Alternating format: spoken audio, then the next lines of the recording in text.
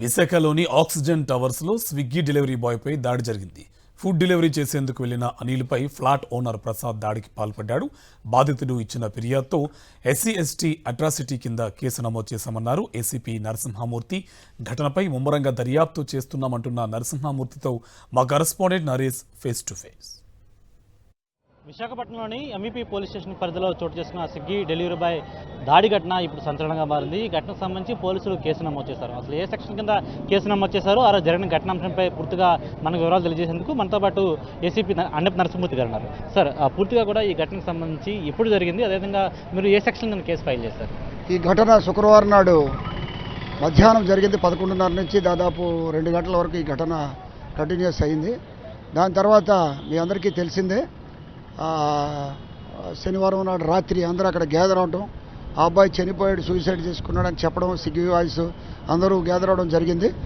మేము ఎఫర్ట్ చేసి అబ్బాయి బ్రతికే ఉన్నాడని ఫాదర్ తోటి అబ్బాయితో బ్రతకడం, అక్కడతో ఆ నిరసనలు ఆగాయి. మళ్ళీ నిన్న అబ్బాయి హాస్పిటల్ అడ్మిట్ అయ్యి నా మీద దాడి చేశారు, నేను ఎస్సీ/ఎస్టీ వర్గాలకు చెందిన వాడిని అని చెప్పేసి ఆయన కంప్లైంట్ ఇవ్వడం, ఒక స్టేట్మెంట్ ఇవ్వడం జరిగింది. అది కాగ్నిజబుల్ నేరం కాబట్టి మేము ఎఫ్ఐఆర్ రిజిస్టర్ చేసి దర్యాప్తు చేస్తున్నాం. అలాగే అమ్మాయి కూడా స్విగ్గీ బాయ్ డెలివరీ చేయడానికి వచ్చి నన్ను మొలెస్ట్ చేశాడని ఆవిడ ఒక రిపోర్ట్ ఇచ్చింది. అది కూడా ఎఫ్ఐఆర్ రిజిస్టర్ చేశాము. కాగ్నిజబుల్ కంప్లైంట్స్ వచ్చినప్పుడు పోలీసు వాళ్ళు విధిగా ఎఫ్ఐఆర్లు నమోదు చేయాలి, దర్యాప్తు చేస్తున్నాం.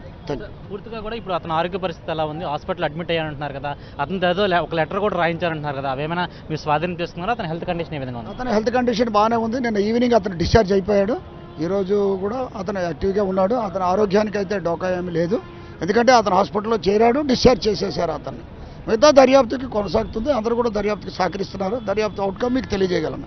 రైట్, ఇది పరిస్థితి. పూర్తి స్థాయిలో కూడా ఇరు వర్గాల నుంచి, 2 వైపుల నుంచి కూడా ఫిర్యాదులు మాకు అందాయని, ఈ తరుణంలోనే ఎఫ్ఐఆర్ కూడా ఫైల్ చేస్తామని, కేసు నమోదు చేసి దర్యాప్తు వేగవంతం చేస్తుందని, అందులో భాగంగా పూర్తిగా 2 వైపుల నుంచి ఫిర్యాదులు అందినప్పుడు ఖచ్చితంగా 2 వైపుల నుంచి కూడా దర్యాప్తు చేయాల్సి ఉంటుందని కూడా ఏసీపీ చెప్తున్న పరిస్థితి కనిపిస్తుంది. విడుదల శంకర్తో నరేష్, సాక్షి టీవీ, విశాఖపట్నం నుంచి.